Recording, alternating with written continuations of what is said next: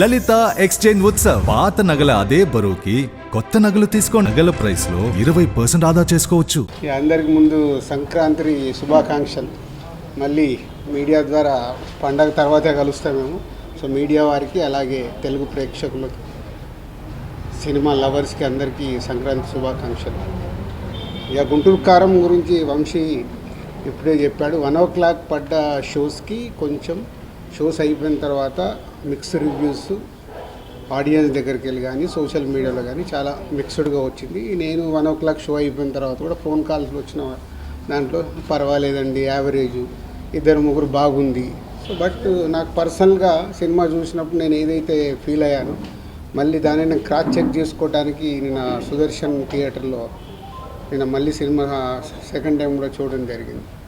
So ఇది proper Mahesh Babu characterization base చేసుకొని చేసిన సినిమా. Is a family emotions, mother and son emotions మీద ఉండే సినిమా. డెఫినెట్గా ప్రేక్షకులు షో బై షో ఎప్పుడైతే ఈ నెగిటివ్ వైబ్స్లో నుంచి, ఈ నెగిటివ్ రివ్యూస్లో నుంచి, నెగిటివ్ టాక్స్లో నుంచి అరే బాగాలేదంటే అని థియేటర్కి వెళ్ళినప్పుడు ఆటోమేటిక్ సినిమా బాగలేదనే మైండ్ సెట్తో వెళ్ళినప్పుడు సినిమాలో ఉండే విషయం మీద కనెక్ట్ అవుతే ఆ సినిమా ఆడియన్స్కి నచ్చి సినిమా స్టాండ్ అవుతుంది. ఎన్నో సినిమాలు చూసాం ఇలా, అవన్నీ బ్లాక్ బస్టర్ అయిన సినిమాలు కూడా ఉన్నాయి. సో గుంటూరు కారం కూడా మంచి ఫ్యామిలీ ఎంటర్టైనర్. ఈ సంక్రాంతికి ఫ్యామిలీస్ అందరు కూర్చొని హ్యాపీగా సరదాగా ఎంజాయ్ చేసే సినిమా. సో నేను సుదర్శన్లో చూసినప్పుడు కూడా అదే ఫీల్ అయ్యాను.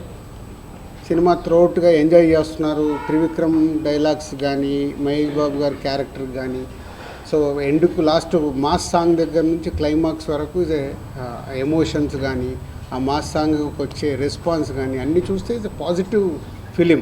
డెఫినెట్గా ప్రేక్షకులు ఈ పండగకి ఎంజాయ్ చేసే సినిమా. ఫ్యామిలీ ఆడియన్స్ అందరూ చూస్తారు, ఎంజాయ్ చేస్తారు.